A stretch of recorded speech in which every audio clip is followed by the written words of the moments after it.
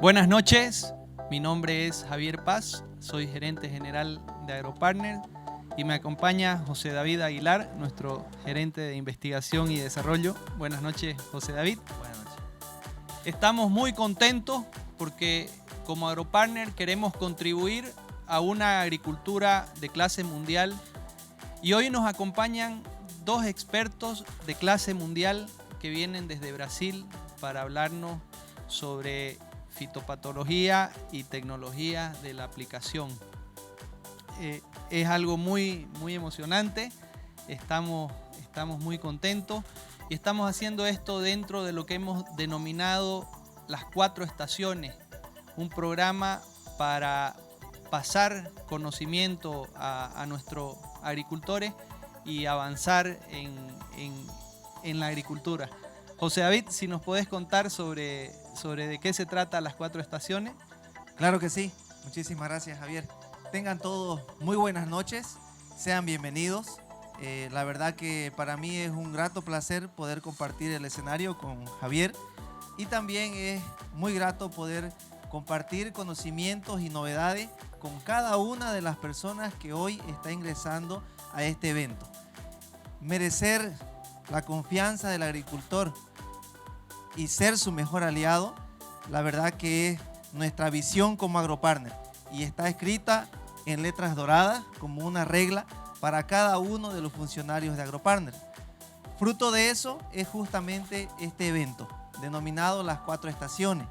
Las 4 estaciones, como bien lo dice, es un evento que va a tener 4 recorridas durante un espacio de las 4 estaciones del año, que va a terminar en febrero del año 2022. En cada una de estas estaciones vamos a tener la asistencia de importantes especialistas en diferentes áreas de la agronomía para de esta forma impartir y hacer extensión agrícola a cada uno de los agricultores de nuestro departamento. De esta forma llegar a muchas más personas con conocimientos y con novedades en estas áreas va a fortalecer nuestros lazos con nuestra agricultura en Santa Cruz.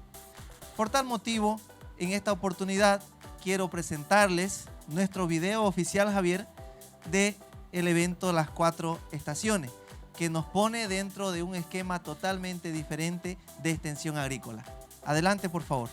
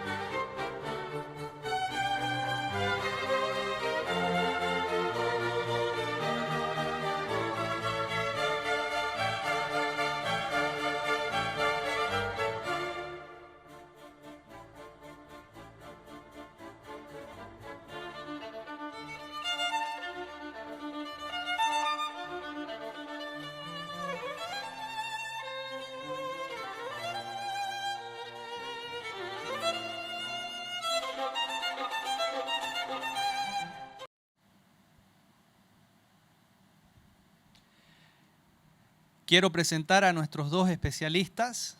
El primero es el doctor Marcelo Canteri. Él es profesor asociado del Departamento de Agronomía de la Universidad Estadual de Londrina. Ha sido presidente de la comisión organizadora del Congreso Brasilero de Fitopatología el 2014 y hace investigación en las áreas de fitopatología, epidemiología y agroinformática. Profesor, bienvenido, gracias. Un gusto tenerlo. Gracias. Y al doctor Marco Antonio Gandolfo, profesor asociado de la Universidad Estadual del Norte de Paraná, investigador del Instituto Dashen, área de docencia e investigación en maquinaria agrícola y tecnología de aplicación. Profesor. Hola Javier, ¿cómo está? ¿Bien? Mucho Todo gusto. bien, un gusto. Un Bienvenido y muchas gracias por acompañarnos esta noche. Profesor Marcelo, usted ya ha estado acá desde el sábado. Sí. Ha probado nuestro churrasco cruceño ontem e hoje. Sí, Javier. ¿Cuál es mejor? Javier, o que hace un buen churrasco es la compañía. Acá estamos en muy buena compañía. Es el mejor churrasco. Obrigado. Professor Marco Antônio, você estuvo hoje com vientos de 80 kilómetros por hora. Sí, señor. ¿Qué le puede decir a nuestros agricultores? Mira, no es fácil laborar con estas condiciones, pero para hacer la pulverización con seguridad, yo creo que la alternativa es que la usamos el riego por aspersión, porque solo ahí tiene gotas resistentes a la deriva con el viento que hice hoy a la tarde. Pero vamos a buscar una alternativa que sea viable para que el productor pueda hacer la aplicación con toda la seguridad necesaria. Es un gusto tenerlos acá. Estamos agradecidos con nuestros clientes y con las personas que nos están mirando. Y sin más preámbulos, le cedo la palabra al profesor Marcelo. Gracias, Javier. Vamos lá.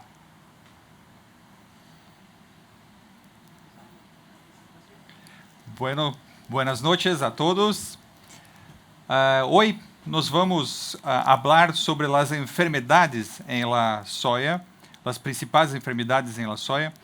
Vamos procurar esclarecer qual é a melhor estratégia para controlar essas enfermedades, a melhor estratégia para manejo das enfermedades, quais são as principais enfermedades. E de acordo com as estratégias, será que precisamos fazer uma aplicação de fungicidas em vegetativos? Será que precisamos? Qual é o melhor momento para iniciar as aplicações? Será que em soja de inverno ou soja de verano há diferença para controle?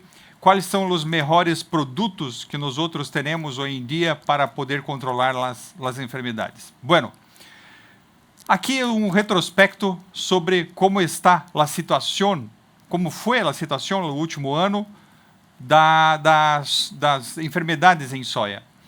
Tem havido um aumento das manchas foliares, as manchas estão crescendo de importância em la soja.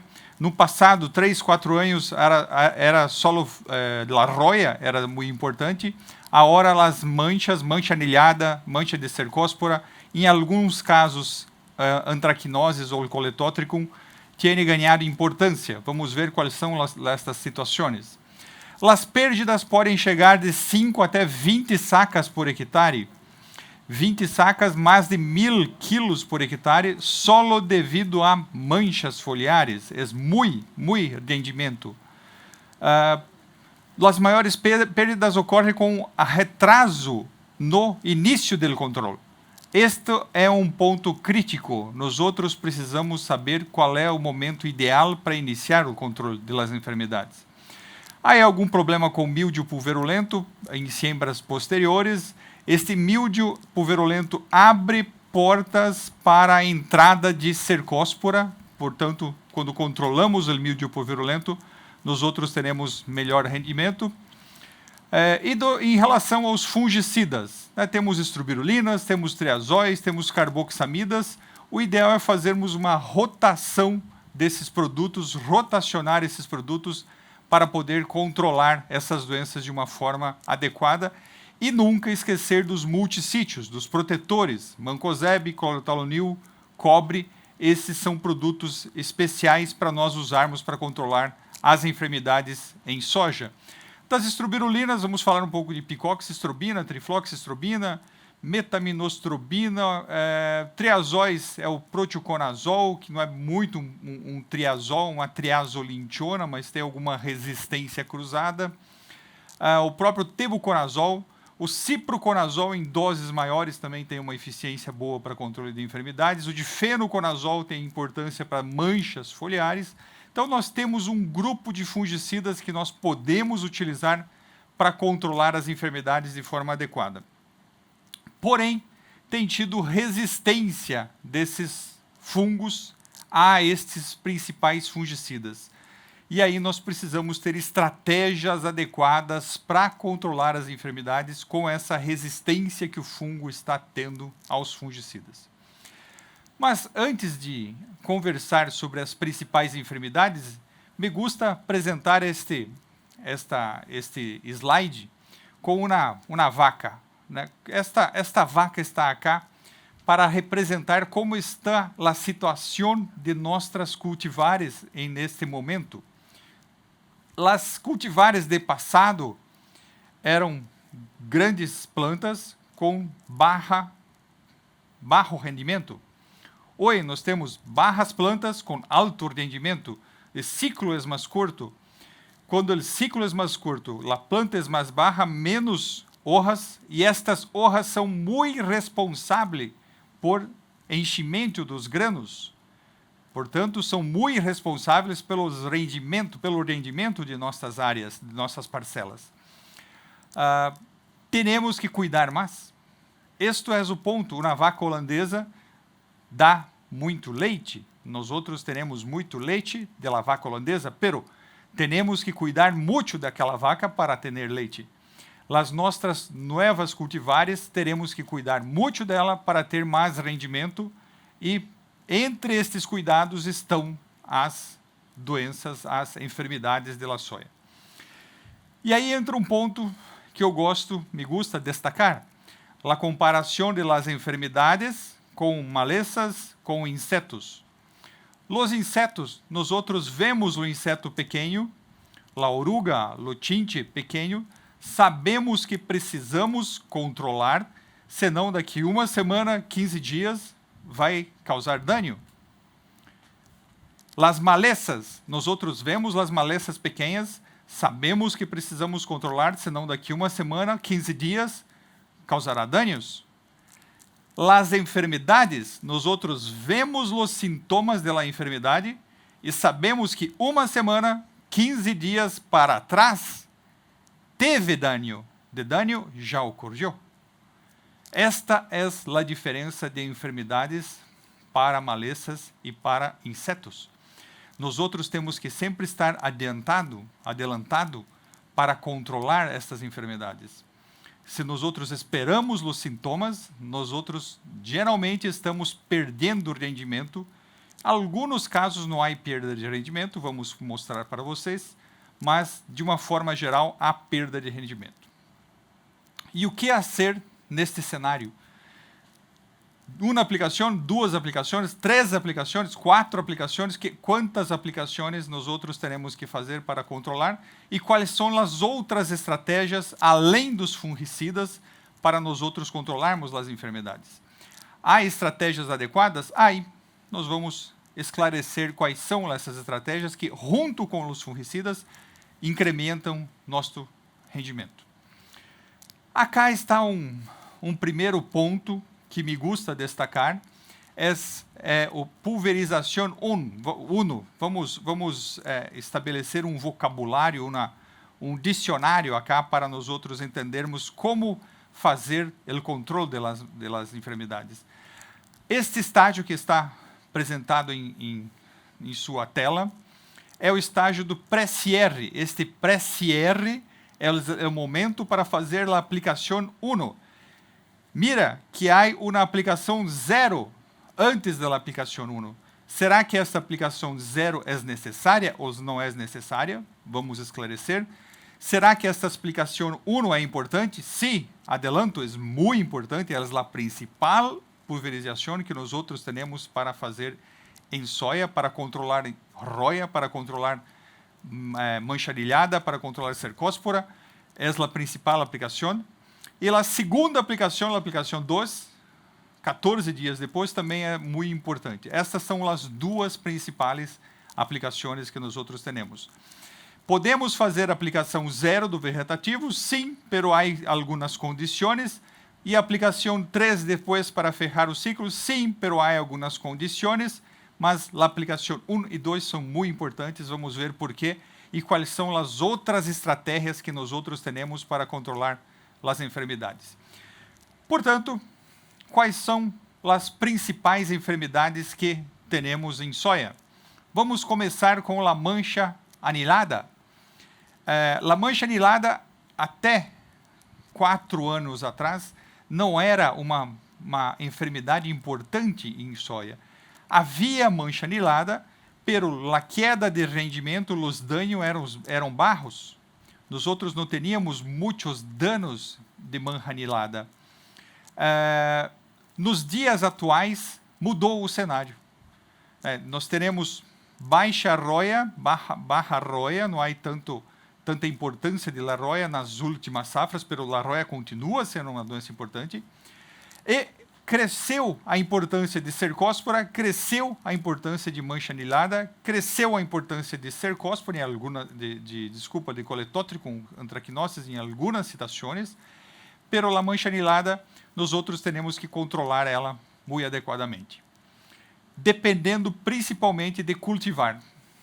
Acá está um exemplo de mancha anilada, Corynesporum caseícola, na cultivar garra. Estes sintomas que vocês estão vendo no slide são sintomas de Corynesporum, não são sintomas de coletótrico. Coletótrico causa antracnose.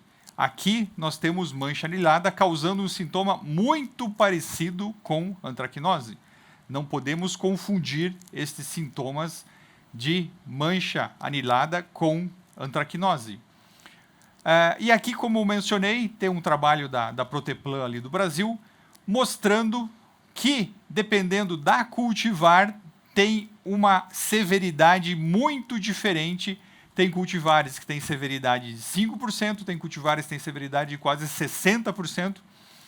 Então, depende muito da genética do material para nós sabermos manejar a enfermidade de forma adequada. E acá está um primeiro slide com alguns tratamentos feitos para controlar mancha anilada. Há buenos tratamentos, há tratamentos não muito buenos, pero lo testigo, nós outros temos 3.000 quilos por hectare. Os melhores tratamentos a 4.200 quilos por hectare, só 1.200 quilos por hectare solamente em função de uma enfermidade que começou antes, havia algum pouco de míldio pulverulento no início, depois muita mancha anilada e um pouquinho de roya no final deste experimento que nós outros fizemos. Mas a principal enfermidade foi mancha anilada. 1.200 quilos de diferença. Já não vou entrar em detalhes de cada um dos tratamentos aqui, mas vou pegar como exemplo, isso aqui é um resultado daquele slide anterior, mas uma sumarização usando os produtos de uma empresa para nós simularmos qual foi a melhor estratégia para controlar. Então, se é um cenário que tem muita mancha anilada, é melhor colocar os produtos que têm proteoconazol na aplicação 2. Então, neste exemplo, nós temos uma aplicação do vegetativo, que foi feito com produto. Nós temos uma aplicação 1, que entrou a carboxamida misturado com uma estrubirulina, junto com o multissítio, não está escrito aqui no slide, mas havia um multissítio, um protetor junto. Na aplicação 2, o principal produto foi proteoconazol, e depois na aplicação 3 para fechar o ciclo com um triazol, uma estrubirulina. Se há um cenário de roya, nós outros cambiamos a posição dos dois produtos da 1 e da 2. O proteoconazol para um cenário de roya necessita estar na aplicação 1. O proteoconazol para um cenário de mancha anilada necessita estar na aplicação 2. Os melhores rendimentos ocorrem neste câmbio em nossos trabalhos que nós outros temos. Bueno, hablamos sobre mancha anilada, vamos falar um pouco acá sobre cercóspora, uma doença de final de ciclo. Acá estão os sintomas, há sintomas em la semilla, há sintomas em las hojas, o fungo entra em la hoja e depois cresce em la hoja. Portanto, solamente uma condição meteorológica é necessária para ele entrar. Depois que ele adentra, ele cresce em la hoja e causa o problema, causa o dano. Há também problemas com a toxina que o hongo produz, pode causar sintomas como esse slide da direita que você está vendo aí em tu tela. Acá estão mais sintomas de crescimento foliar, de Cercospora quicuxi. E acá também uma outra enfermidade de fim de ciclo, a septória, é comum em algumas regiões, outras regiões não é tão comum assim, mas é uma outra doença considerada de fim do ciclo. E aí vem a pergunta, quando controlar estas enfermidades de fim de ciclo, que aparece lá quando a vaina está formada? Quando a vaina está formada, mais ou menos 90 dias depois da emergência, nós outros vemos estas enfermidades em las hojas de la soya. Será que este é o momento de controlar estas enfermidades? Você lembra, no início da minha apresentação, eu mencionei que quando nós outros esperamos a enfermidade em nossas hojas, nós outros estamos atrasados, nós outros teremos que adelantar em relação às enfermidades. Portanto, a enfermidade aparece em vainas formadas, pero o controle é feito antes. Quando? Vamos ver. Acá está um exemplo. Quando nós outros não hacemos rotação de culturas, é algo comum entre os produtores por causa da questão econômica. Quando nós outros não fazemos rotação de culturas, os patógenos, os hongos que estavam na última safra, vêm para permanecem em nossa parcela, e quando nós outros sembramos a soja neste presente ano, há uma grande quantidade de patógenos esperando para iniciar a infecção. Esta infecção ocorre quando há uma chuva, uma alúvia. Esta alúvia promove a subida do fungo em las primeiras hojas de la soya, como está acá, as folhas cotiledonares. 30 dias depois dessa infecção que ocorreu em las folhas cotiledonares, nós outros vemos o sintoma. Mais chuva, o fungo sai desta folha cotiledonar, passa para a folha mediana. 30 dias depois, nós outros vemos a enfermidade. Mais chuva, o fungo passa para as folhas de arriba. 30 mais 30 mais 30, 90 dias, quando é o fim de ciclo, nós outros vemos. A estratégia para controlar estas enfermidades inicia tentando aplicar o fungicida para bloquear essa escalada do patógeno em la planta. Nessa primeira escala, nós outros vamos tentar bloquear a subida do patógeno em la planta. É 100% eficiente? Não, não há 100% de eficiência, mas há uma eficiência para reduzir a enfermidade no fim do ciclo.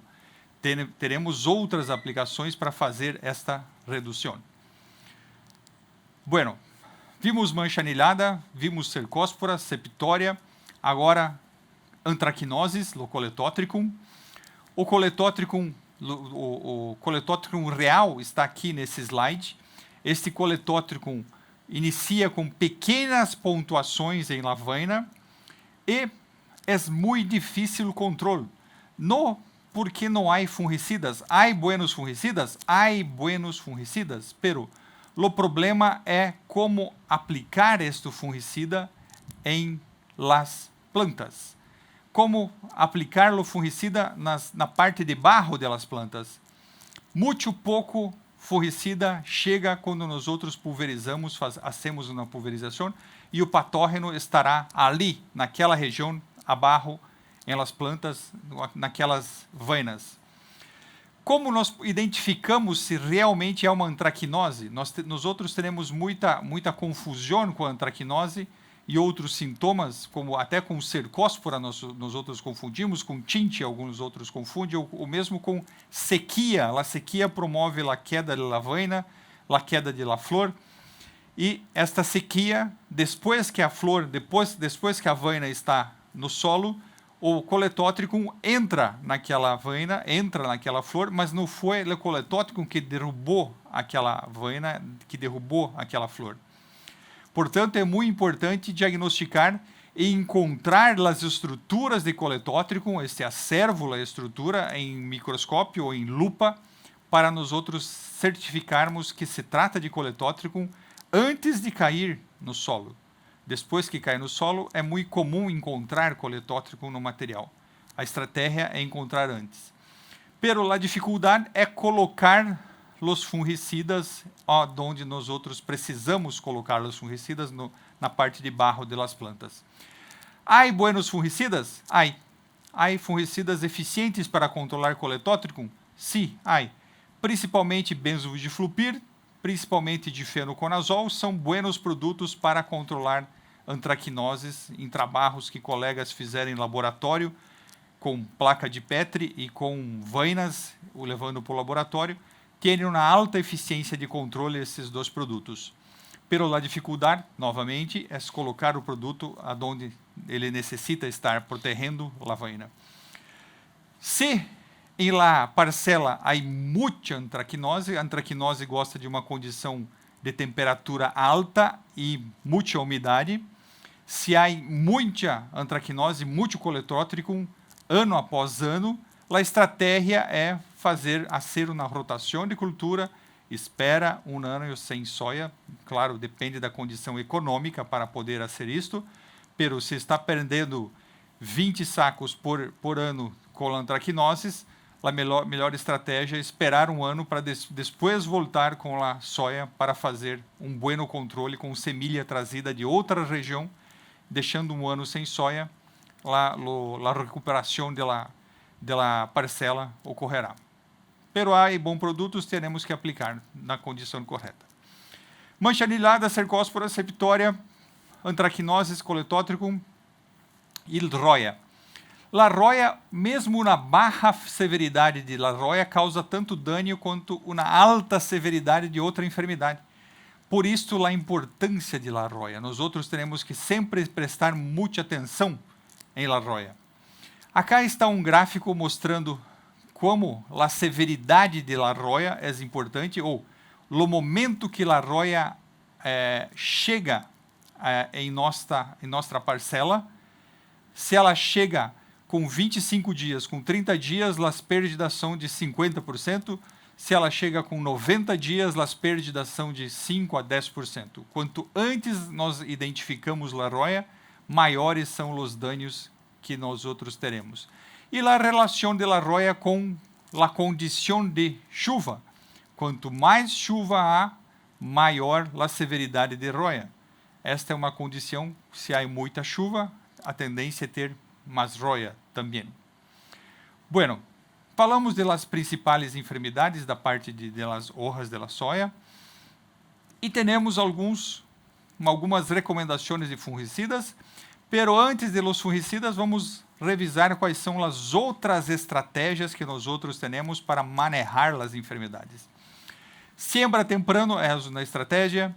Variedades tempranas é uma estratégia contra a roia, as duas estratégias. Vazio sanitário é uma estratégia porque evita permanência de esporo no ar. Monitorar a presença de sojas vivas, de plantas de soja viva na entre safra, entre campanhas. A rotação de cultivos, como nós outros falamos para algumas situações especiais. Variedades com resistência. Controle biológico ajuda a controlar alguma coisa de esclerotínia e chegamos em controle químico, como fazer boas estratégias para usar o controle químico. E acá estão os principais grupos químicos que nós outros temos para controlar as enfermidades em la soja. Triazóis, estrobirulinas, morfolinas, carboxamidas, multissítios, que são os protetores, são produtos que nós outros usamos para fazer o controle, para fazer o manejo das enfermidades em soja. Há benzimidazóis também. Benzimidazóis, como nós outros vamos ver, junto com outros grupos químicos, sofrem com resistência dos hongos a estes grupos químicos. Pero, o principal ponto acá é não se fixar em solo um grupo químico. Nós outros temos que rotacionar grupos químicos e fazer mescla de grupos químicos para ter um bom controle. Por quê? Porque o fungo tem ficado resistente a los fungicidas com o passar do tempo. Eu vou mostrar a vocês no slide, próximo slide. Portanto, teremos que rotacionar grupos químicos e mesclar grupos químicos para poder ter uma boa eficiência de controle, como vamos mostrar. Acá está. Mira esta linha azul. Esta linha azul é a eficiência de controle do tebuconazol. Este dado é generado pelo consórcio anti-roya do Brasil. Mira como era a eficiência de tebuconazol com 2 aplicações em 2004. 92% de eficiência de controle para a roya. Mira o que aconteceu. A eficiência foi caindo, quedando. E 2018 e 2019 estava em 24%, 28%, me desculpa, 2017 e 18, 24%, 2018 e 19, 28%. Aí também a ciproconazol e azoxestrobina. Nós outros sabemos se incrementar a doses de ciproconazol melhora a eficiência de controle, pero acá está com as doses usadas no passado e qual é a eficiência lá da dose do passado. Bom, 2018 ou 2019, pero há 2 anos depois desta data. Vamos ver como ficou a eficiência nestes 2 últimos anos. Teremos acá, tebuconazol continua na linha azul. Veja que estava em 28%, passou para 40% e depois para 44%, mais ou menos, a eficiência de controle. A linha púrpura é o proteoconazol. Este proteoconazol também, proteoconazol solo, tem uma eficiência de controle por volta de 54%. Aí também picoxestrobina, é a linha laranja. Aí também azoxestrobina e ciproconazol. Parece que melhorando a eficiência de controle na última safra. Vamos confirmar, o consórcio irá confirmar nessa próxima safra como será o resultado, se realmente está melhorando a eficiência de controle, como o que está acontecendo. Pero o ponto acá é, os produtos solos, os produtos sozinhos, têm uma baixa eficiência de controle. Acá são aplicações 3 vezes do mesmo produto solo. Baixa eficiência de controle. Pero quando nós outros misturamos, quando nós outros mesclamos estes produtos com outros grupos químicos, com outros produtos, a eficiência sobe. Se nós outros pegamos proteoconazol, misturamos com picoxestrobina, ou proteoconazol, misturamos com tebuconazol, ou misturamos com mancozeb, com clorotalonil, a eficiência é melhor. Por quê? Em função da resistência de los patógenos a los fungicidas. Para a roya, foi constatado, iniciou o problema de resistência em 2008, me desculpa. Para a estrubirulina, foi publicada a resistência em 2014. Para a carboxamida, publicada em 2017. Para a manchanilada, publicada em 2018, para a carboxamida. Para a cercóspora, para a benzimidazole, há 2 trabalhos deste ano mostrando problemas de resistência de cercóspora para benzimidazóis e também para estrubirulinas em algumas regiões do Brasil.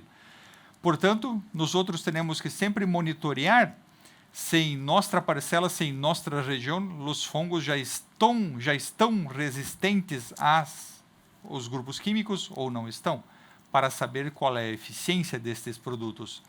Mas, independente de monitorear, nós outros sabemos que, mesclando produtos, rotacionando produtos, estaremos com uma boa eficiência de controle.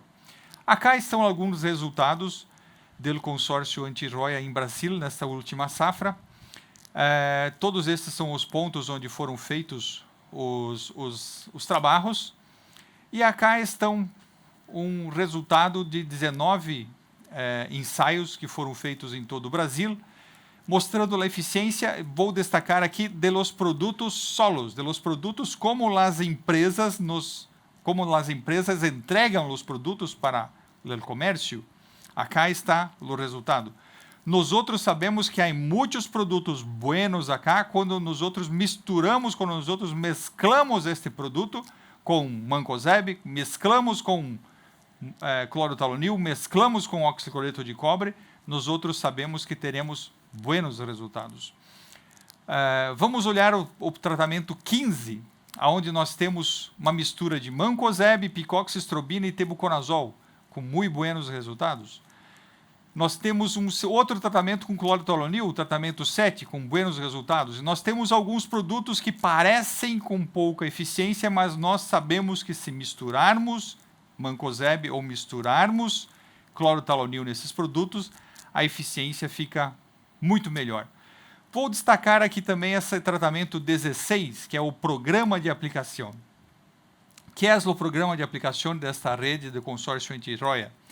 É rotacionar produtos diferentes. Esta rotação de produtos melhorou a produtividade, melhorou o rendimento, como nós podemos observar acá em o resultado. Acá também há uma resposta a um ensaio do pesquisador Valtemir, saudoso Valtemir, de agrodinâmica em Mato Grosso, onde em sua área só ocorreu cercóspora, não havia roya, não havia mancha anilada, foi cercóspora. Acá estão os resultados. E observe este 14 que há na primeira linha de testigo, 14, RP é redução de produtividade ou redução de rendimento, 14% de redução de rendimento solo pela cercóspora. Isto significa que se eu estava esperando 5.000 quilos por hectare, ou 4.000 quilos por hectare, 14% a menos será 400 mais quase 600 quilos por hectare a menos solamente pela cercóspora. Portanto, teremos que aplicar buenos produtos também para controlar a cercóspora. Os produtos que destacaram acá foram a mistura outra vez mancozeb, picoxestrobina e tebuconazol e também o tratamento com clorotalonil, que deu bons resultados para controlar, além do programa de aplicação rotacionando produtos, também melhorou a eficiência de controle. Bom, vimos alguns resultados dos principais produtos comerciais que nós temos em Brasil. Destaquei que é muito importante adicionar multissítios ou adicionar protetores nesses produtos, porque os produtos, os fungicidas que já têm os protetores, já têm mancozeb, já têm clorotalonil, foram os melhores. Há outros também, como vocês viram naquele gráfico. E aí surgem algumas dúvidas. Há necessidade de fazer a aplicação zero, a aplicação com 25, 30 dias depois da emergência? Será que me ganha rendimento quando eu faço esta aplicação? Ou não é necessária essa aplicação? É um tópico muito duvidoso. Muitos pesquisadores têm resultados mostrando a eficiência, outros pesquisadores têm resultados mostrando que não há eficiência. Aqui há um trabalho realizado também pelo consórcio anti-roya com mais de 60 experimentos em 3 anos, com muitas enfermidades que ocorreram, ou poucas enfermidades que ocorreram ali, porque foi avaliado com 45 a 50 dias depois da emergência, depois da germinação. E há se nós olhamos a distribuição dos dados, tem uma ligeira tendência de dar resposta positiva quando nós aplicamos em vegetativo. Pero nesses resultados tem 389 tratamentos diferentes, 389 parcelas diferentes em várias regiões do Brasil, e há uma tendência de haver um aspecto positivo. Pero estes dados não foram publicados porque não há um consenso entre os pesquisadores de que estes resultados são consistentes com a estatística. Não há uma precisão estatística nestes resultados. Portanto, nós outros não podemos afirmar com certeza de que a aplicação em vegetativo melhora o rendimento da soja. Pero acá, 70% dos dados ficaram positivos e 30% ficaram negativos. Há produtos que podem bajar o rendimento por alguma fitotoxidez ou algo neste sentido.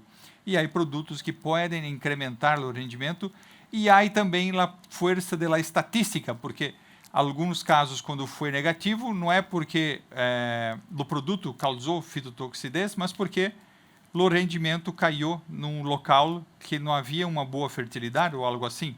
O mesmo ocorre do lado positivo também.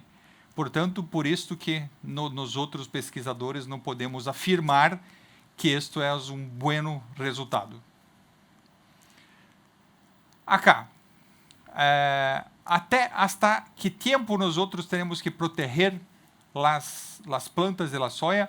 Acá está o pesquisador Fernando Grigoli, ele trabalhava na Fundação MS em Brasil em 2017, fez um excelente trabalho mostrando até quando a soja necessita estar protegida para ganhar rendimento. Ele foi aplicando em vários momentos diferentes e a conclusão do Fernando é que a aplicação até para uma soja de ciclo de 113 dias, a aplicação até 83 dias depois da emergência foi eficiente para ganhar rendimento.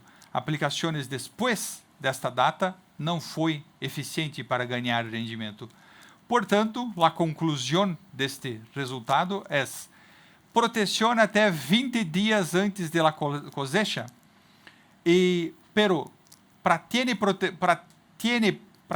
proteção até 20 dias antes da cosecha, temos que fazer a aplicação até 32 dias antes da cosecha. Portanto, se o ciclo é 113 dias, a última aplicação será 32 dias antes destes 113 dias. Bueno, vimos resultados do consórcio anti-roya em Brasil da última safra, as condições para aplicação do vegetativo, ou seja, aquela primeira aplicação com 30 dias. Vimos agora, iremos ver a parte dos multissítios ou dos protetores. Estes fungicidas são essenciais para o manejo de enfermidades nos dias atuais? Sim, são muito importantes para o manejo de enfermidades. Acá, estou apresentando um resultado de 2017 e 2018. Este resultado mostra alguma eficiência dos produtos, uma eficiência comparativa. Temos acá o produto Fox em Brasil, Krypton acá em Bolívia, solo, os tratamento 2, 3, 4 e 5 são os produtos solos. Krypton, Orquestra, Proxiprima, Elatus, que é o Mazen. Qual foi o rendimento do produto solo aplicado 3 vezes? Depois, abaixo, nós outros temos a mistura de los produtos com os multissítios, ou com mancozeb, ou com clorothalonil, ou com oxicloreto de cobre. E se vocês observarem estes números, vocês irão observar que sempre há um acréscimo de 100 até 250 quilos por hectare com o acréscimo de los multissítios para controlar as doenças em 2017 e 2018. Na safra atual, nas campanhas mais recentes, este incremento tende a ser maior do que 200 quilos por hectare. 200 quilos por hectare é mais ou menos 3 sacos por hectare, quando aplicamos o multissítio, quando aplicamos o protetor, em las 3 aplicações. Bueno, acá também está a comparação entre clorothalonil, mancozeb e oxicloreto, um trabalho de la Embrapa Soya, mostrando para nós outros como é a eficiência de clorothalonil em 5 aplicações em intervalo de 10 dias, ou em 4 aplicações em intervalos de 15 dias, em um ciclo. Qual é a eficiência de controle comparativa de clorothalonil comparado com mancozeb, comparado com oxicloreto de cobre. O mais importante acá não é saber qual protetor utilizar ou qual multissítio utilizar. O mais importante é saber que temos que usar os multissítios para ganhar incremento e para proteger nossa área contra instabilidades da resistência do fungo aos outros fungicidas. Porque para os multissítios não há resistência do fungo. Para os outros grupos monossítios, os triazoles, as estrubirulinas, as carboxamidas, há possibilidade de resistência e este fungicida protetor multissítio ajuda a nos proteger desta resistência. Estamos vendo várias as enfermidades, vimos as estratégias de controle, as estratégias de controle químico, aplicação vegetativo, multissítio, os resultados de fungicidas do consórcio anti-roya em Brasil e sobre tratamento de semilhas. Acá está a proteção que esse tratamento nos dá contra patógenos que estão no solo e contra os patógenos que vêm com a semilha para aquele solo. Acá está um quadro elaborado pela doutora Leila, da Embrapa Trigo, apresentando qual é mais ou menos a eficiência de cada grupo químico ou de cada molécula, de cada produto, para controlar os principais hongos que nós outros temos atacando nossas semilhas. Há buenos produtos, há produtos não tão buenos, as combinações destes produtos são muito importantes essas combinações. E para a condição de Bolívia, nós temos alguns problemas com o solo úmido. Acá está um pouco cortado, mas a Phytophthora aqui foi o principal patógeno que estava presente. E os tratamentos com metalaxil foram os melhores tratamentos para controlar estas enfermidades. Há o testigo com 180 mil plantas por hectare e há os outros tratamentos com até mais de 300 mil plantas por hectare germinadas, emergidas depois desse tratamento. Uma grande diferença, 60% a mais, 70% a mais, em função do controle de la Phytophthora em esta área de solo úmido e temperatura favorável para a ocorrência deste patógeno. Bueno, para nós outros finalizarmos, vimos as principais enfermidades, vimos as principais estratégias de controle, o controle químico também, se há necessidade de aplicar em vegetativo, se há necessidade de aplicar multissítio, a importância da rotação, quando é possível realizar. É a hora para nós outros fecharmos a nossa apresentação, como fazer um bom controle com estas estratégias que nós outros vimos até agora. Acá está um trabalho realizado por o Shipansky. Shipansky foi meu aluno em Brasil e tem uma boa empresa de pesquisa. E acá tem as 4 principais aplicações, ou a aplicação 0, e o que ocorre quando nós outros erramos esta aplicação, ou não fazemos, ou quando erramos. A perda de produtividade, a perda de rendimento por erro no momento de fazer esta aplicação. Por exemplo, com a aplicação do vegetativo, a aplicação 0, a aplicação por volta de 30 dias depois da emergência, depois da germinação, pensando em Phacophthora pachyrizi, pensando em roya, para as outras enfermidades essa relação não é tão grande, mas também ocorre. Pero para a roya, para a Phacophthora, esta aplicação nós outros podemos perder até 260 quilos por hectare. A aplicação do pré-ferramento, pré-cierre, é mais de 1.700 quilos por hectare se nós outros erramos no momento de fazer essa aplicação, é muito crítica. A segunda aplicação, 740 quilos por hectare, é o potencial de perda se nós outros aplicamos com erro esta aplicação. E a última aplicação por volta de 400 quilos por hectare, quando nós outros temos um erro.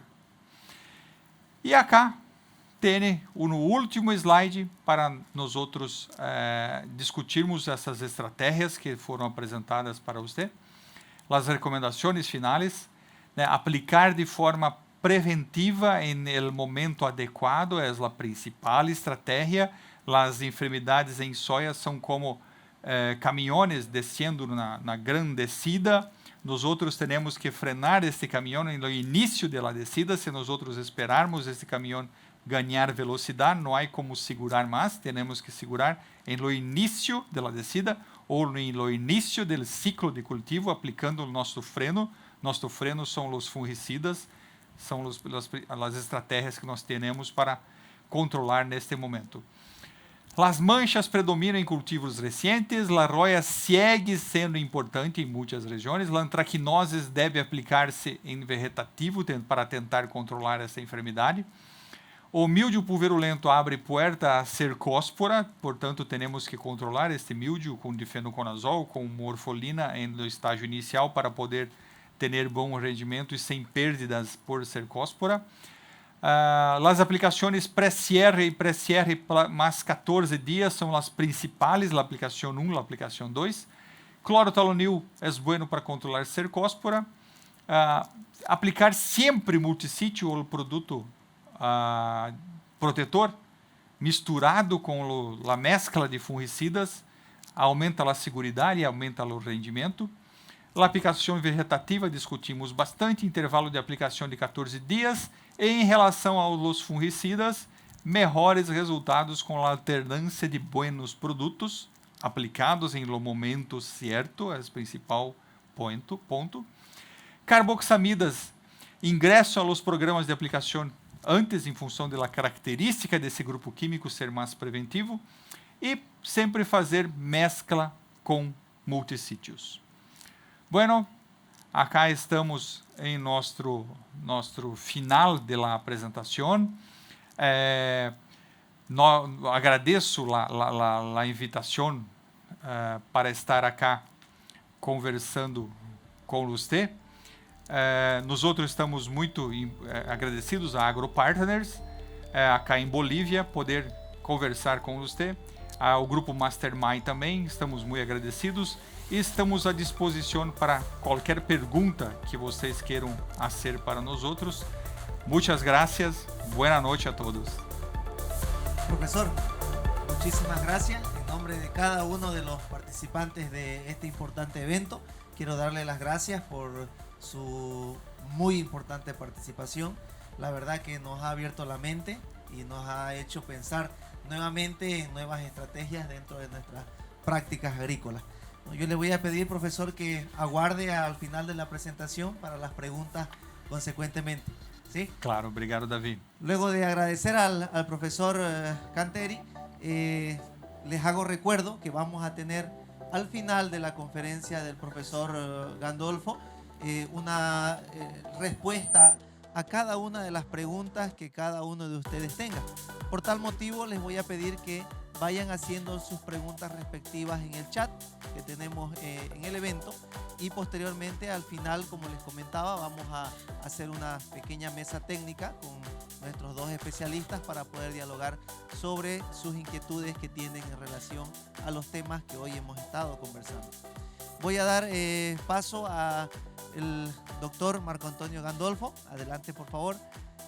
Darle nuevamente la bienvenida. Estamos todos muy ansiosos de poder escuchar su presentación, que sin duda también nos va a traer novedades y nos va a poder llenar de conocimiento. Profesor, adelante. Bueno, mucho gusto, José David, y agradezco a AgroPartner por la invitación. Es un gusto enorme estar con ustedes, tratando de un tema que hace parte del día a día de nosotros, pero aún así una buena oportunidad como para aprender un poco más.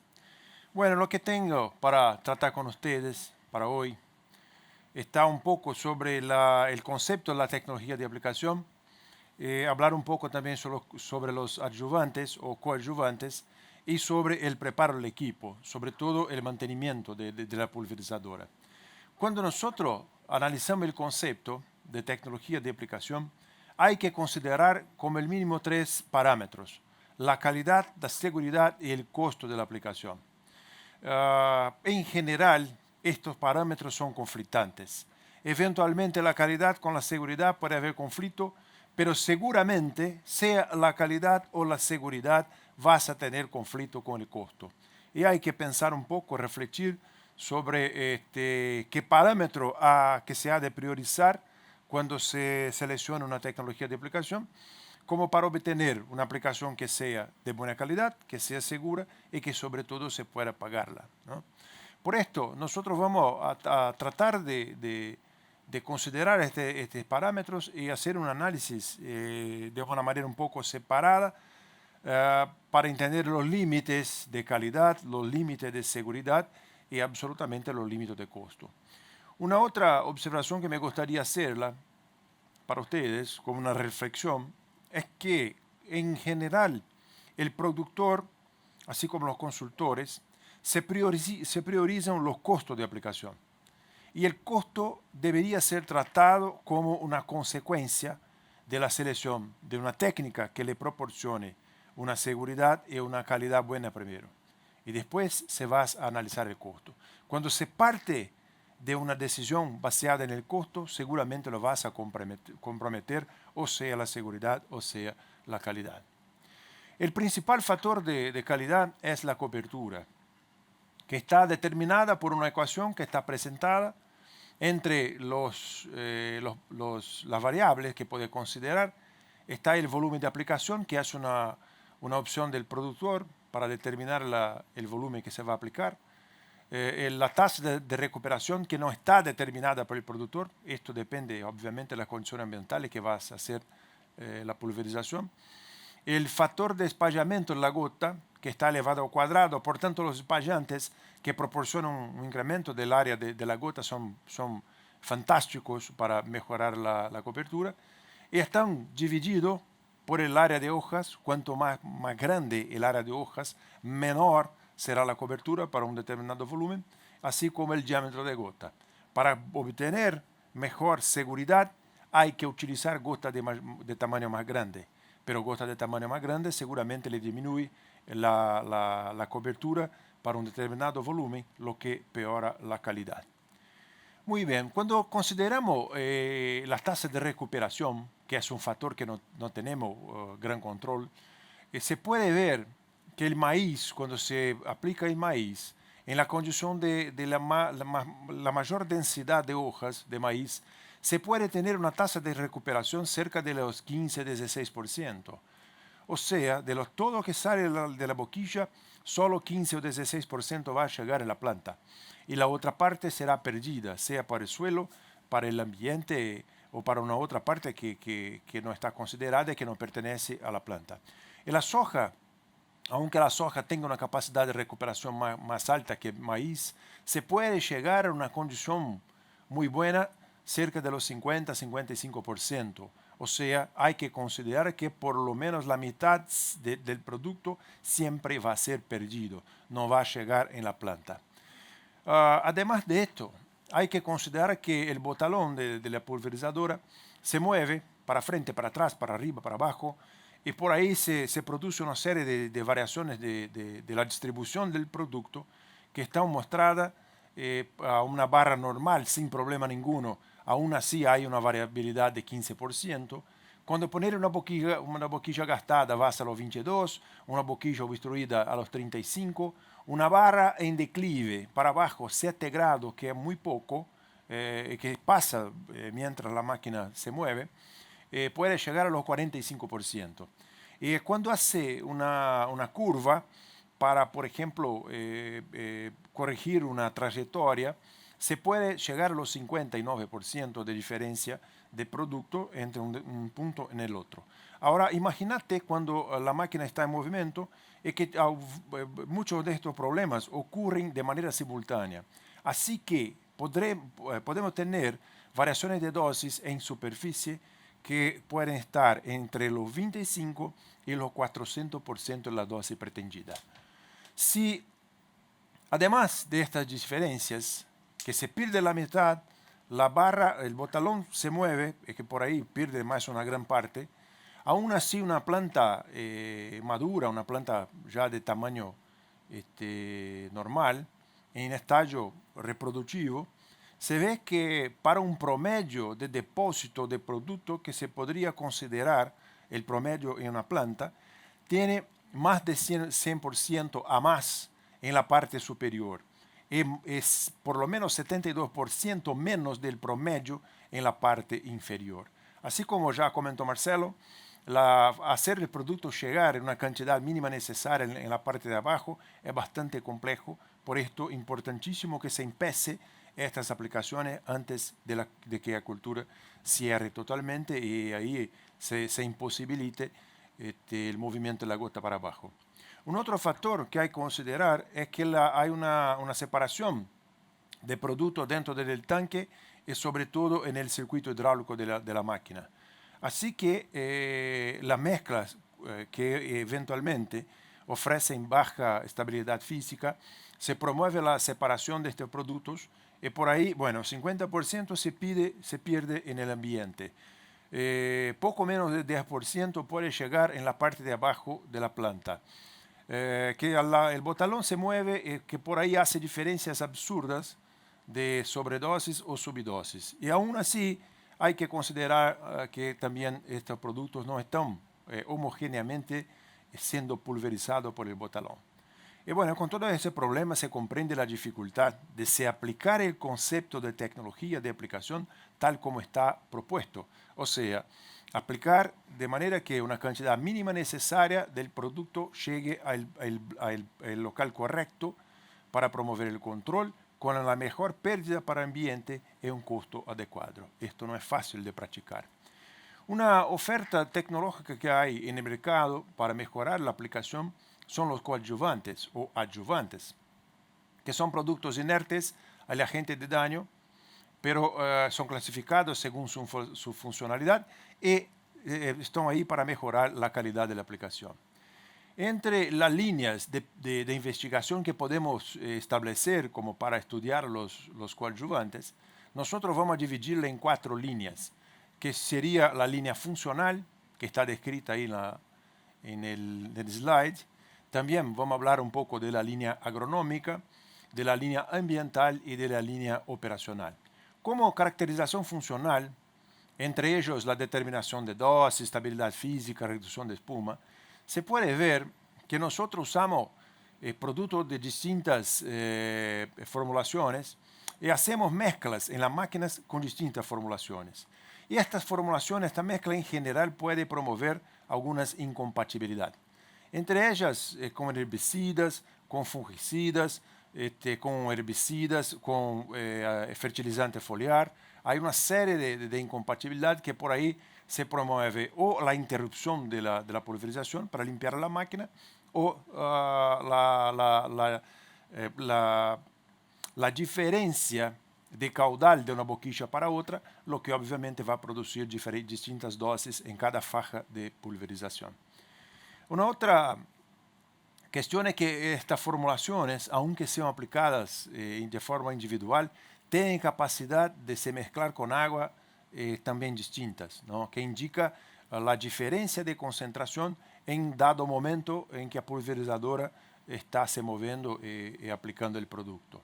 Otro factor está relacionado al volumen de aplicación. Yo comprendo que la reducción del volumen es conveniente por el tema del costo, pero hay que considerar que a la medida que se concentran más los productos en la pulverizadora, tenés más problemas con la incompatibilidad.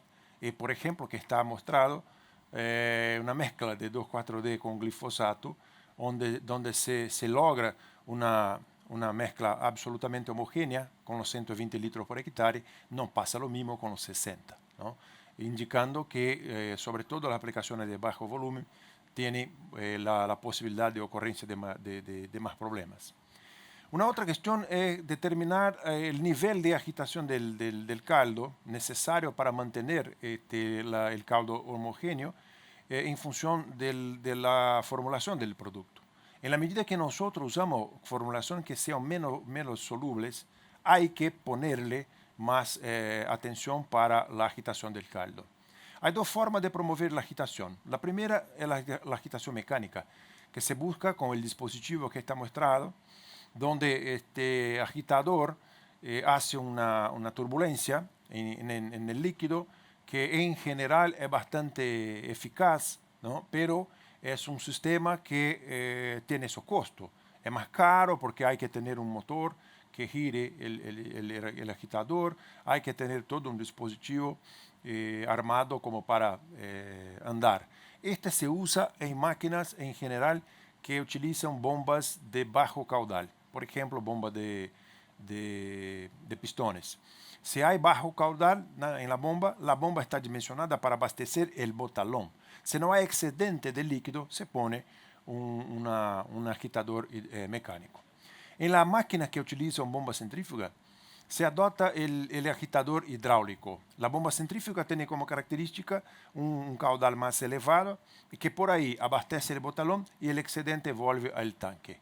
Este excedente pasa por un dispositivo llamado Venturi o agitador hidráulico, que está mostrado en la parte superior derecha de la imagen, y que en la tabla que se observa abajo está una bomba centrífuga que es muy común en uso de pulverizadora, que muestra un caudal de 189 litros por minuto a una presión de 4,1 bar, más o menos 60 psi, y que consume del motor, en el eje, consume 3,7 HP, lo que más o menos llega al motor diésel más o menos a los 5 HP. Para producir un caudal suficiente que le promueva la pulverización en el botalón, le restre una cantidad para agitación hidráulica, hay que ponerle una bomba en una rotación más elevada. Lo que está expuesto acá, para llegar a los 530 litros por minuto, requiere en el eje 18 HP o que más o menos llega a los 25 HP de motor diésel. O sea, es posible hacer una buena agitación, pero no es barata, porque hay que tener no solo el dispositivo armado para hacerlo, sino también una potencia disponible del motor y el consumo de diésel mayor para garantizar la homogeneidad. El agitador hidráulico debe estar submerso en el caldo para que cuando proyectado el líquido, el Venturi pueda captar o succionar el líquido que está afuera y elevar el volumen proyectado por la salida del agitador. Así que bueno, el agitador hidráulico afuera del caldo no sirve para nada. Esta es una imagen que se ve. Un agitador está puesto a 27 centímetros del fondo del tanque, de manera que en volumen abajo de los 1000 litros en este tanque ya no hace la agitación, ¿no? Este es un problema de proyecto que debería estar corregido, pero el productor, para utilizar mezcla que no sea muy estable, tiene que evitar que el tanque opere abajo de los 1000 litros. Esta es otra imagen que se ve, un quebra-ola y un agitador a la izquierda, donde se proyecta el líquido en un agujero y se observa que el agujero que está alineado con el agitador está suspenso, no está submerso. El agujero que está parcialmente submerso está del lado opuesto. O sea, este quebra-ola está montado al contrario, ¿no? Debería estar coincidiendo el agujero inferior con la posición que está el agitador. Por esto esta máquina seguramente va a tener problemas de agitación. Una otra bastante común es el uso de agitadores múltiplos, como está demostrado acá, que se promueve un movimiento rotativo del líquido y que por ahí, si hay cristalización, por ejemplo, los cristales más pesados se van a poner en el fondo y concentrar en esta depresión en el centro del tanque que se llama caja de lastro, que por ahí los cristales van a ser succionados cuando empieza la pulverización haciendo una aplicación en sobredosis, ¿no? Que se puede incrementar un poco la cuestión de la fitotoxicidad. El peor es que si la máquina hace sobredosis cuando inicia, vas a hacer subdosis después. Así que tenemos diferencia de dosis de producto por diferencia de concentración del activo dentro del tanque. Esta fue la charla que me gustaría hablar, la parte de funcional de los coadyuvantes. Bueno, ¿cuál es la importancia que tiene como para minimizar los problemas existentes en los equipos? ¿Cuál es la importancia que puede tener los coadyuvantes? En elevar el tiempo de estabilidad del caldo o de los productos que por ahí pueden no ser compatibles, elevar el tiempo para que se disminuya el tiempo que la máquina va a pulverizar caldo con concentraciones distintas de uno o de otro producto. Esta es la función una de las funciones de los coadyuvantes, ¿no? Que son bastante importantes como para corregir o minimizar limitaciones de los equipamientos. En la caracterización ambiental, que está demostrado en la deriva, la volatilidad, la lavagem por chuva, evaporación, ¿no? El primero que se estudia y que tiene una base muy importante en términos ambientales es la deriva. Cuando nosotros la medimos en túnel de viento, se ve que la deriva tiene dos locales que son importantes de analizar. El primero, lo que se ve en la imagen de arriba, es una parte roja, que es la deriva más pesada, y en el mismo túnel de viento se ve al final y arriba allí del túnel de viento una otra parte que está roja, una mancha pequeña que está roja, indicando que son las gotas muy chicas que se mueven para arriba y que son captadas allá en el final del túnel de viento. Cuando nosotros colocamos un adyuvante de reducción de deriva, lo que se busca es la reducción de las dos formas de deriva. La deriva a corta distancia, que es la parte roja que se fue reducida, y la deriva de las gotas suspendidas, que se ve ahí bastante reducida también, con una importancia ambiental muy grande. El principal factor o principal parte para reducción de deriva es la boquilla. La boquilla es lo más importante. Ahí comparando algunas boquillas distintas, se ve un incremento del percentual de gota menor que 100 micrómetros, ¿sí? Un incremento de los 500%. O sea, algunas boquillas pueden promover gotas más chicas y un gran percentual de gotas muy finas, que son gotas que no van a permanecer en el ambiente, en la planta, se va a mover por el ambiente y sabe Dios dónde van a parar, ¿no? Así que boquilla es el primera alternativa para minimizar la deriva. Segundo, es la composición del caldo. Para una determinada boquilla se puede incrementar más de 50% o reducir más de 50% cuando se adopta un coadyuvante que tenga efecto antideriva con bases en el análisis de gotas menores que 100 micrómetros. Así que es bastante eficaz, una vez seleccionada la boquilla, la utilización de coadyuvantes que tengan este efecto. Y para comprender el efecto del coadyuvante es bastante simple. Lo que se observa a la izquierda es una pulverización con un surfactante, por ejemplo, un glifosato. Y lo que se ve, el filme líquido, la película líquida, es mucho más grande que la imagen de la derecha, que se ve ahí una película bastante pequeña. La diferencia entre las dos es la espesura, porque en la medida que se incrementa el tamaño de la película, se torna más fina. Es que por ahí cuando se rompe en gota, cuando se produce la gota, vas a hacer gota más fina y elevar el percentual de gota menor que 100 micrómetros.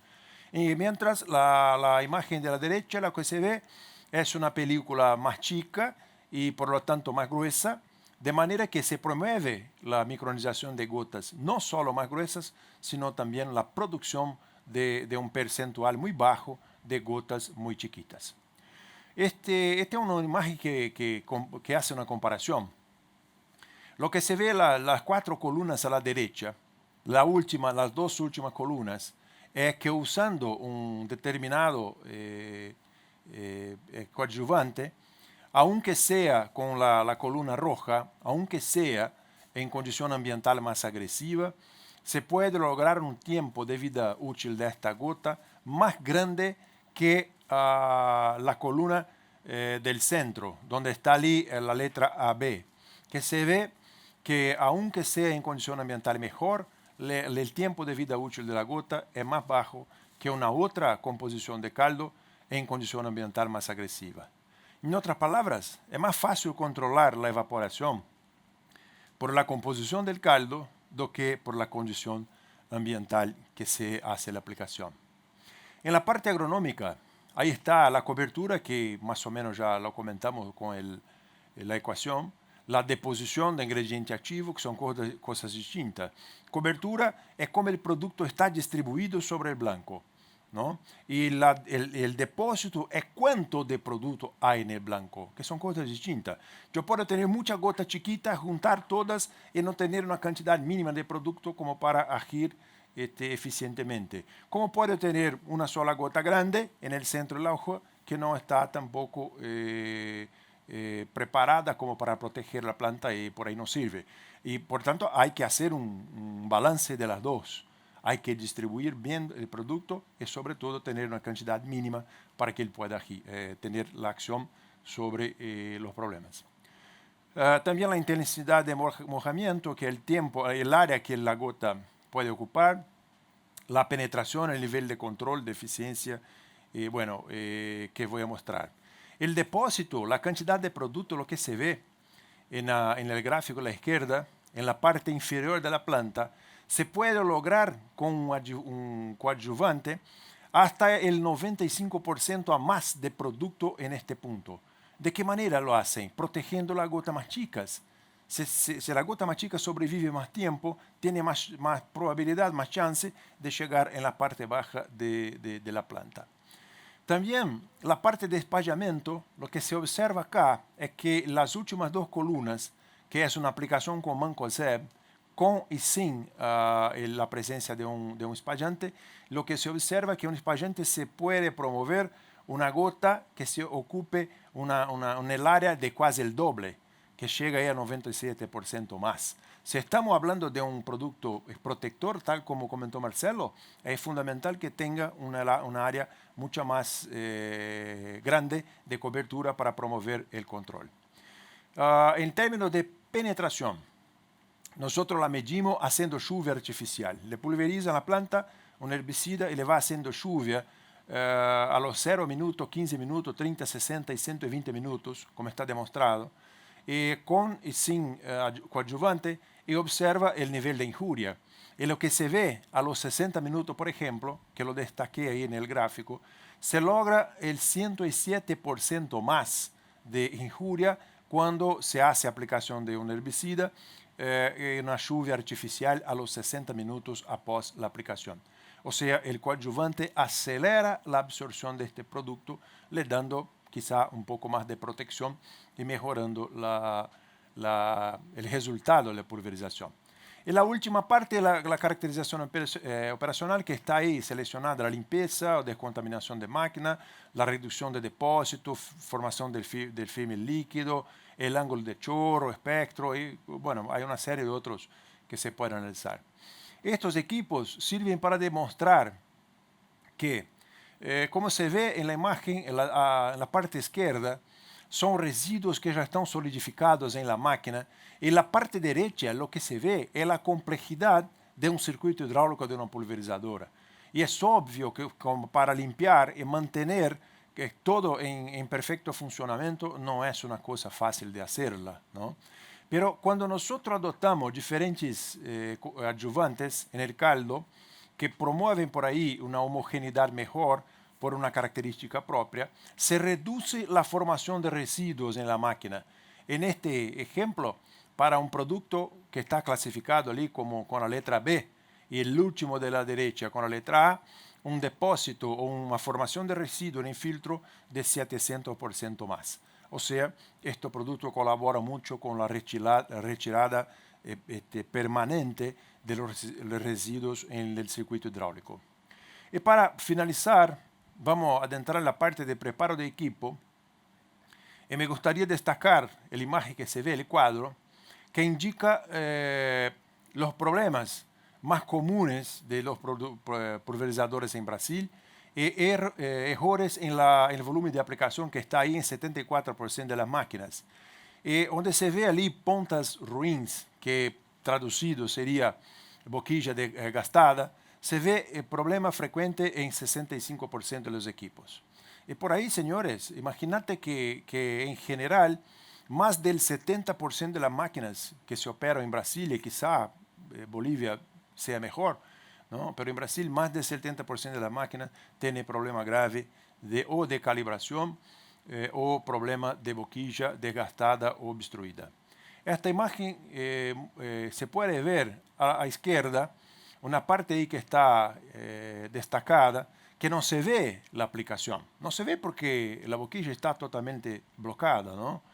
En la parte del centro se ve ali un chorro más pronunciado, indicando que hay una diferencia de cantidad de producto siendo pulverizado en relación a las boquillas que están ahí al costado, ¿no? Y en la parte de la derecha, donde está el destaque, se ve claramente diferencia de cantidad de gotas que se están siendo producidas en distintos puntos del botalón. Y el productor sigue pulverizando, aunque la distribución en este caso sea bastante desigual, ¿no? Esta es una imagen que trata de mostrar el caudal individual de la boquilla, donde se ve algunas que tiene un caudal superior al promedio y una otra boquilla ali inferior al promedio. Esta es una situación más frecuente. Esta es una otra situación donde, aunque la diferencia entre el volumen pretendido y el obtenido fue 3,2%, que está ahí identificada, se ve a la derecha, por ejemplo, un segmento de baja todo que está comprometido aparentemente por un bloqueo total del filtro de línea, lo que obviamente se aplica ahí más o menos un cuarto del caldo necesario, ¿no? Y que por tanto es extremadamente perjudicial. Una otra máquina que está con 1,2% de error, que es bastante poco, ¿no? Pero lo que se observa en el botalón es una distribución muy desigual. Estas boquillas son nuevas, pero se compró una boquilla que además de, aunque sea nueva, pero de mala calidad, que por ahí no se va a obtener una distribución homogénea en ninguna situación. Por eso, no importa si es nueva, buena, cara, barata, una vez que se pone boquilla nueva en la máquina, es importante que le haga la comparación de caudal individual y observe si el producto está en condición de ser usado para una aplicación de calidad. Esto lo que se ve es una parte, allí hay más o menos los 1.600 centímetros cúbicos por minuto, que está ahí una línea, y una otra línea abajo, cerca de los 1.050, que son las boquillas nuevas. Esta máquina estaba con 12 boquillas desgastadas y el productor le sacó a gastadas y le puso nuevas, y las nuevas no se acercan más el caudal de las otras, indicando que todas las otras también están gastadas. Este es el momento en que hay que cambiar todas las boquillas y no hay como seleccionar solamente las que están peores.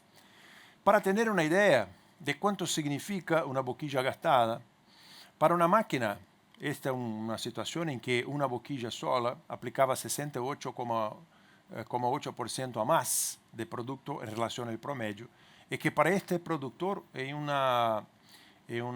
periodo de soja le costó $4.700 a más de producto en esta faja. Esto, obvio, no es necesario, ¿no? Porque le cuesta caro y por ahí se puede aún promover un poco más de fito. Y esta es una situación inversa, donde tenemos 4 boquillas parcialmente obstruidas, ¿no? O bloqueadas por alguna suciedad o alguna impureza, qué sé yo, y que por ahí tienen boquilla con 45% de sobredosis, hasta la segunda boquilla ahí en el centro, que produce una aplicación solo con el 8% de la dosis necesaria. Si por ahí, señores, imagínate que solo menos del 10% de lo que llega en la parte de arriba va a llegar abajo. ¿Cómo querés controlar una enfermedad en la parte de abajo de la planta en una faja donde la máquina le aplica solo el 8% de la dosis necesaria? Esto es muy frecuente, sea caudal por encima o por abajo. Esto en Brasil es bastante frecuente, está ahí presente en más del 70% de los equipos de pulverización. En términos de boquilla, hay en el mercado brasileño y boliviano más de 1.000 alternativas de boquilla para seleccionar. Pero el productor no es necesario que sepa de todas, no es necesario, pero es necesario que sepa de 2 o 3, que se puede usar en función de los cambios que sean del día, en un periodo más cálido, un periodo más fresco, o que sea para un herbicida, para un fungicida o para un insecticida. Pero es importante comprender que la oferta que tiene de productos muy amplia está ahí como para favorecer una selección más adecuada, ¿sí? Bueno, entonces vamos encerrando ahí la parte de presentación. Me gustaría nuevamente agradecer a AgroPartner por la invitación, a José por la presentación que está acá, y también decirle que va a ser un gusto estar ahí en el próximo minuto para atender los cuestionamientos. Gracias. Perfecto. Bueno, muy agradecido. Hola, hola. Profesor, muy agradecido en nombre de todos los participantes del evento por su presentación. La verdad que también nos ha llenado de mucha satisfacción. Voy a invitar al profesor Canteri que por favor pueda subir al escenario. Profesor, por favor, tome asiento. Adelante, por favor, tome asiento. Vamos a cerrar el evento con unas preguntas que nos han emitido algunas personas que están participando del evento, justamente en ambas áreas de las cuales hemos sido partícipes en esta noche. Vamos a ir alternando un poco las preguntas, tanto para el profesor Gandolfo como también para el profesor Canteri. Una de las preguntas específicas para el tema de fungicidas menciona, para el profesor, ¿cuáles son los fungicidas o ingredientes activos recomendados para realizar la aplicación cero? Muy buena pergunta, Davi. Nós temos muito combinações diferentes de fungicidas que podemos usar para a aplicação zero ou a aplicação do vegetativo. Temos que pensar que esta aplicação do vegetativo é para minimizar o efeito ou controlar as enfermidades de fim de ciclo, as primeiras enfermidades que ocorrem na roya. Desculpa, na soja. Estas enfermidades estão na palha da cultura do cultivo do ano anterior. Estão ali naquela palha e vão passar a fazer as infecções nas primeiras folhas que há em la soja, na planta da soja. Os produtos têm que ter uma eficiência para cercóspora, têm que ter uma eficiência para antracnoses, uma eficiência para principalmente essas duas doenças. Septória é importante também. Então, há produtos como algumas estrobirulinas, são buenas para este momento. Difenoconazol, elas uma boa molécula para ser aplicado neste momento.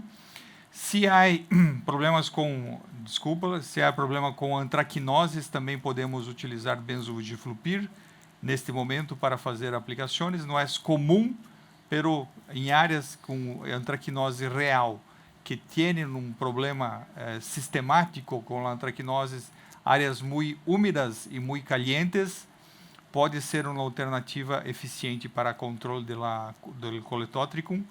Mas, de uma forma geral, os produtos com difenoconazol, com alguma estrobirulina, ou mesmo tebuconazol, propiconazol, são boas opções para nós fazermos nesta aplicação zero.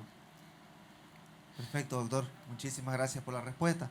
De la misma forma, agradecer a cada una de las personas que ha enviado sus inquietudes en relación a las presentaciones de nuestros especialistas. Profesor Gandolfo, una pregunta para usted. Y creo que es una pregunta bastante consecuente con cada una de sus presentaciones. ¿Cuáles son las variables a evaluar para yo tomar la decisión de cambiar mis boquillas de aplicación? Bueno, excelente la pregunta, porque el parámetro más importante es para seleccionar una boquilla está en la producción del tamaño promedio de gotas, el percentual de gotas muy chicas, ¿no? Y el intervalo entre las gotas más chicas y las más grandes. Una buena boquilla es la boquilla que se promueve un achicamiento de la diferencia entre la gota chica y la gota gruesa, de manera que se promueve gotas que sean de tamaño más semejantes. Esta es la idea como para seleccionar un tamaño de gota que le atenda el momento que va a ser la aplicación, con bases en la temperatura, en el viento, en la cantidad de hoja y todo más. Pero una vez establecido el modelo de la boquilla, ¿cómo lo voy a mantener en la distribución homogénea en el botalón? Haciendo con frecuencia la colecta del caudal. Y por ahí, bueno, del caudal se hace un promedio y la boquilla que estén con un caudal más que el 10% arriba del promedio están gastadas y hay que ser cambiadas.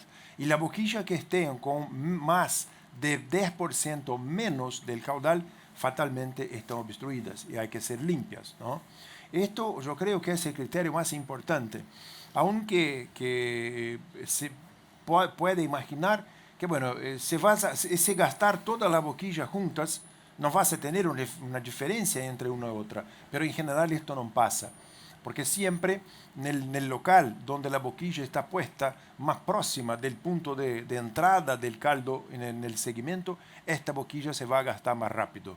Por eso la importancia de estar siempre evaluando el caudal y cambiando la boquilla que está le poniendo el dinero en el basurero. Excelente, profesor. Muchísimas gracias por la respuesta. Una pregunta más para el profesor Canteri, por favor. Nos comentan, ¿cuál es la secuencia correcta de aplicación de los fungicidas protectores? Gracias pela pergunta, muito boa pergunta. Os protetores necessitam estar em todas as aplicações. Nós outros temos mancozeb, temos clorotalonil, temos cobre, os cúpricos, o principal é o oxicloreto de cobre, há outros também, pero não há uma sequência correta da aplicação, a mescla destes produtos com os outros produtos que nós vamos aplicar na aplicação 1, 2 ou 3, ou mesmo na aplicação 0 em algumas situações. Em la aplicação 0, o multisítio, os protetores são dispensáveis.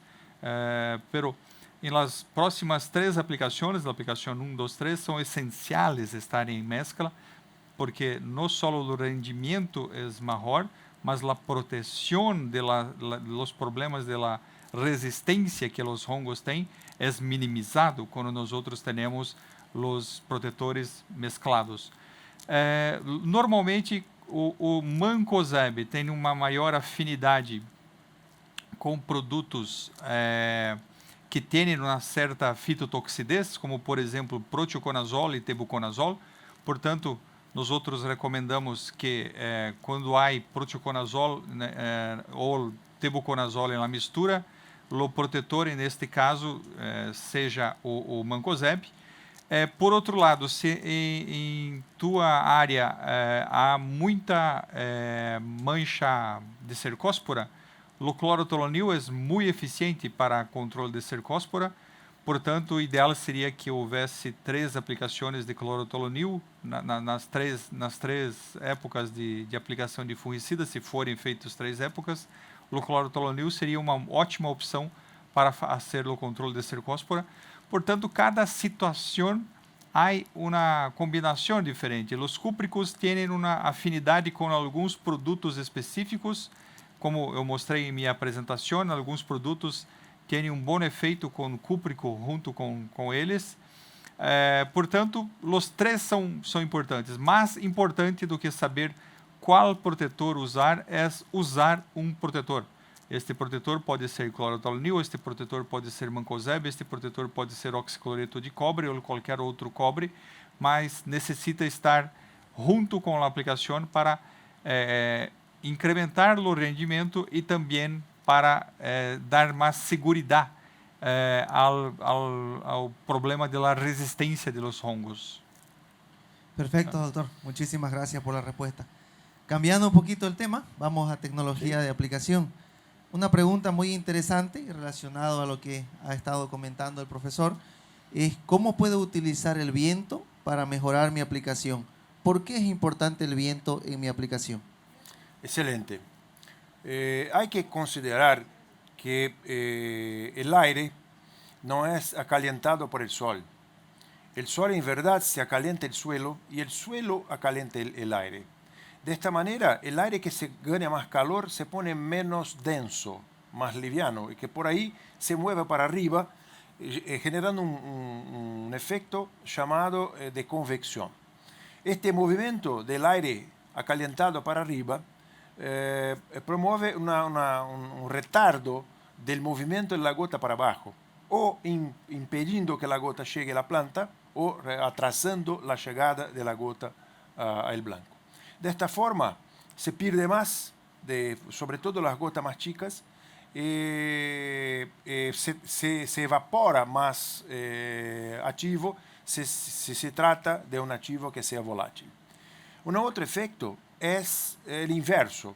El momento que el aire calentado devuelve el calor para el suelo, es que por ahí el aire se pone más frío, que está más cerca del suelo.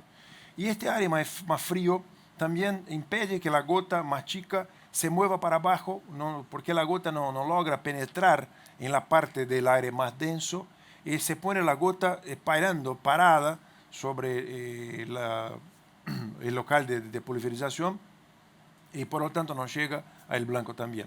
Estas dos condiciones, la primera que se llama convección y la segunda del aire frío que se llama inversión térmica, las dos condiciones son promovidas por la ausencia de viento.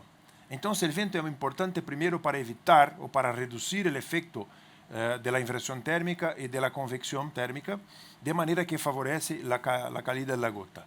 Segundo efecto positivo es que se imagina que una gota está movida, por ejemplo, solo por la gravedad, la gota va a se mover en la dirección del suelo en un deslocamiento, un desplazamiento siempre rectilíneo.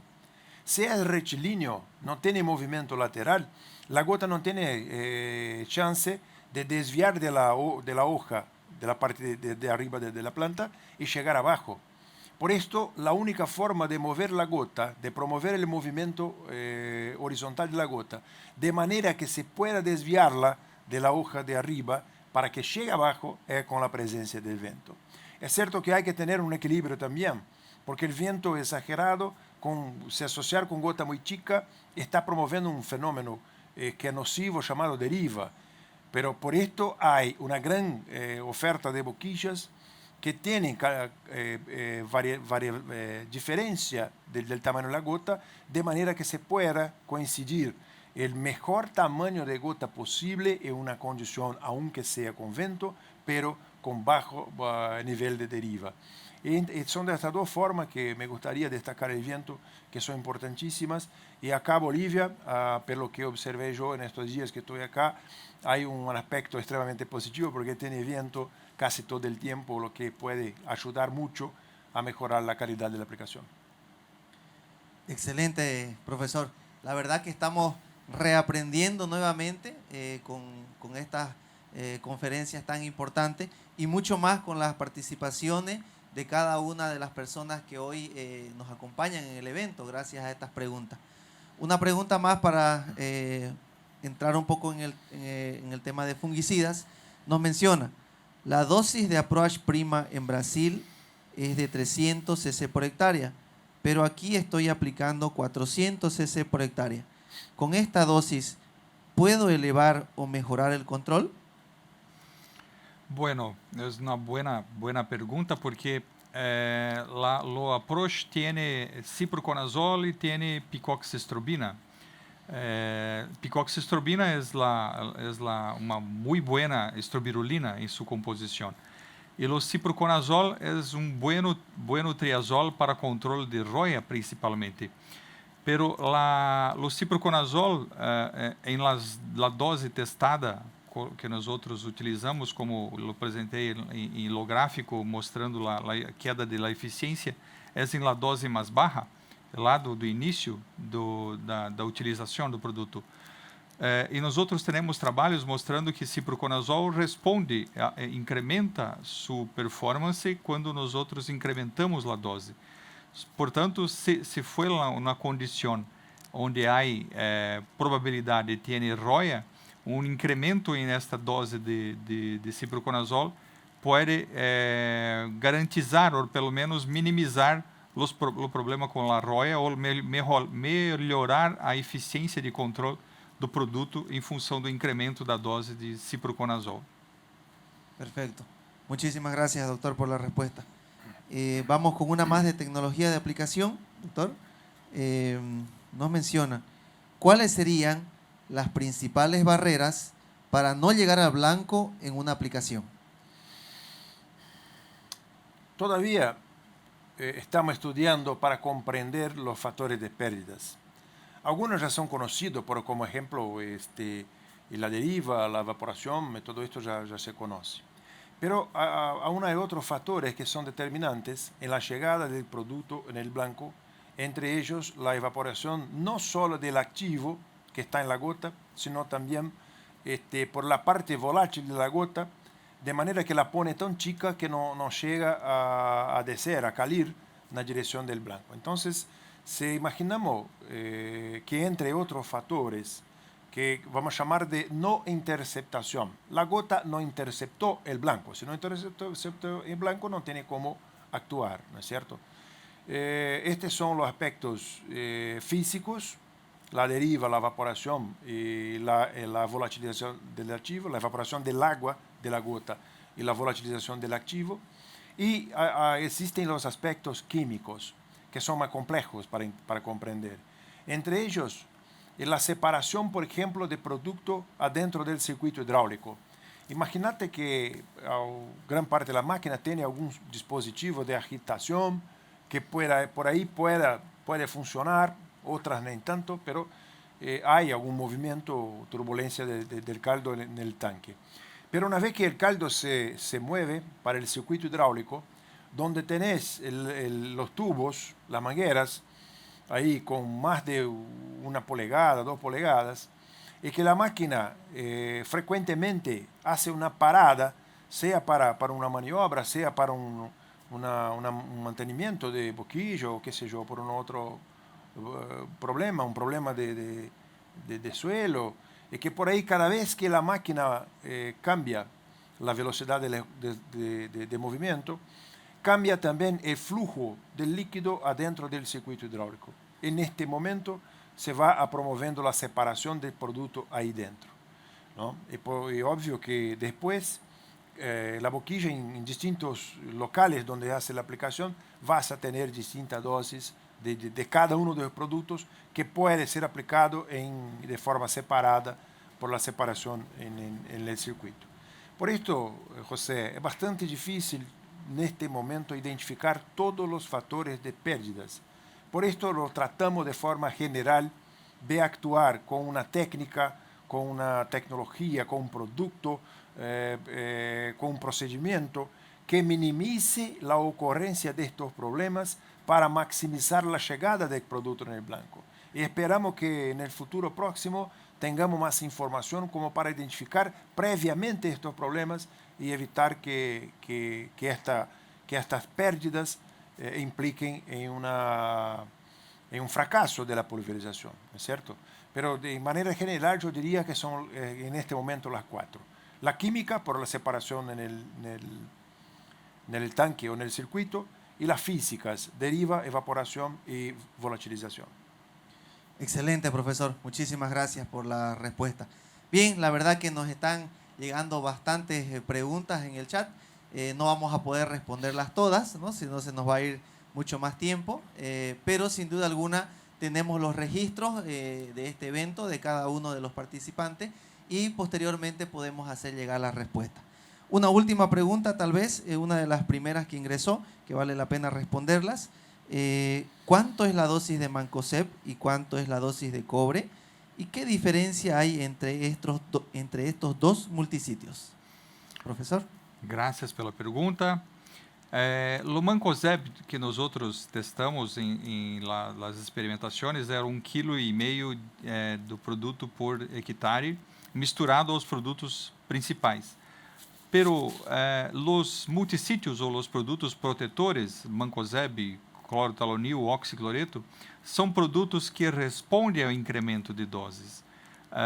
O custo é o ponto para saber se compensa ou não compensa, pero por exemplo, Mancozeb, de 1,5 kg até 2,5 kg, ele incrementa o controle. Pero o custo é o ponto crítico para definir se nós poderemos incrementar ou não. Para clorotolonil é o mesmo. Quando nós incrementamos a dose de clorotolonil, também incrementamos a eficiência de controle das enfermidades de soja. O cobre é um pouco mais crítico, porque em algumas situações ele pode ser um pouco fitotóxico, dependendo da combinação que está sendo realizada. Pero também é um muito bom produto em las doses recomendadas para fazer uma mescla com os produtos, com o cobre entrando como um produto multissítio ou um produto protetor. Portanto, há esta condição que a pesquisa conhece em relação a esse incremento de dose, tanto para Mancozeb quanto para clorotolonil. Esse incremento de dose acaba respondendo em eficiência, né? O Mancozeb saindo de 1,5 kg, podendo chegar até 2,5 kg. O clorotolonil saindo, se for o 720, saindo de 1 litro, indo até 1,5 litro, ou se for o 500, saindo de 1,5 litro, podendo chegar até 2 litros. Então, há este incremento na eficiência de controle com estes produtos. Muy bien, perfecto. Entonces, vamos a cerrar prácticamente esta jornada. Creo que a pesar de que han quedado algunas preguntas, pero como les comentaba, vamos a hacer llegar las respuestas correspondientes. No quiero dejar pasar la oportunidad para agradecer a cada una de las personas que se han unido a esta jornada y poder participar y compartir con nosotros esta jornada plena de conocimiento. Profesor Canteri, profesor Gandolfo, los invito por favor a ponerse de pie para despedir a todos nuestros participantes. Y bueno, de esta manera vamos a ir cerrando el evento y agradecer nuevamente a cada uno de los participantes que han estado. Así que tengan muy buena noche cada uno de las personas que nos han acompañado y a seguir adelante con los conocimientos que siempre nos van a llevar adelante. Muchas gracias, que pasen buena noche. Gracias.